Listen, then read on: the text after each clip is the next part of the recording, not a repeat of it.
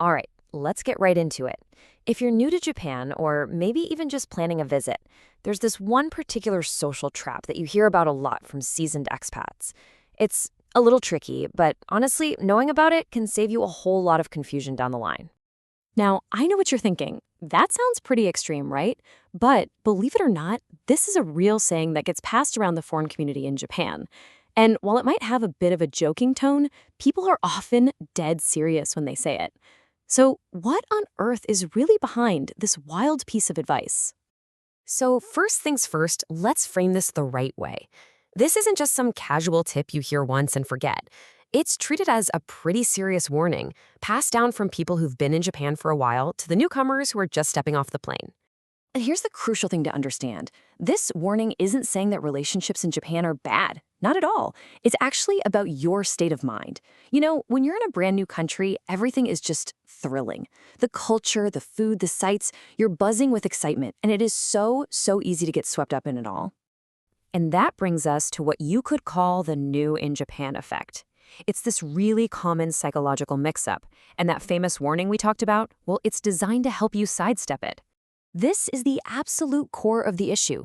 It's all about confusing attention with commitment. See, on one hand, you're getting all this special interest simply because you're new and you stand out. And hey, that feels great.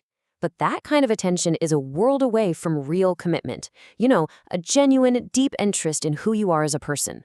The danger zone is when you start to blur those two lines. Okay, so that leads us to the big question, right? What is this trap exactly? What is this whole phenomenon that people are trying to warn you about? Well, it actually has a name, at least an unofficial one. The term the people in the community often use is a gaijin hunter. And let's be super clear here. This is totally informal slang. You're not going to find it in the dictionary. But it describes a very specific and very real pattern of behavior. So, what does it actually mean? Well, a gaijin hunter is basically someone who specifically seeks out foreigners, or gaijin. Now, the motivation isn't always malicious or anything, but the interest is often kind of superficial. It's based more on the novelty of dating a foreigner than on a real personal connection. And the result? It's usually a relationship that moves very fast. All right, so how do you actually spot this? Well, there are a few pretty clear red flags to watch out for. They might really rush things, and they'll shower you with compliments that feel just a little over the top right from the start. A huge giveaway is the pace. If it feels like it's moving way faster than the typically more reserved dating culture in Japan, that's a sign.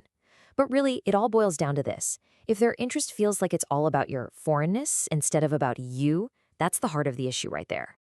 Okay, let's boil this all down. What's the key takeaway here? What are you actually supposed to do with all this information?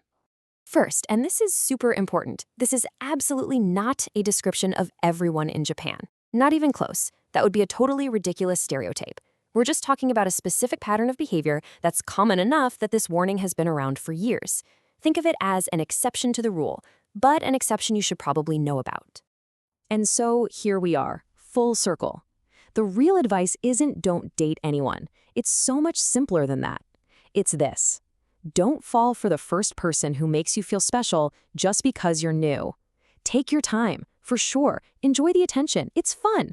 But learn to tell the difference between a fleeting fascination and a genuine connection. This whole thing leaves us with a final, bigger thought.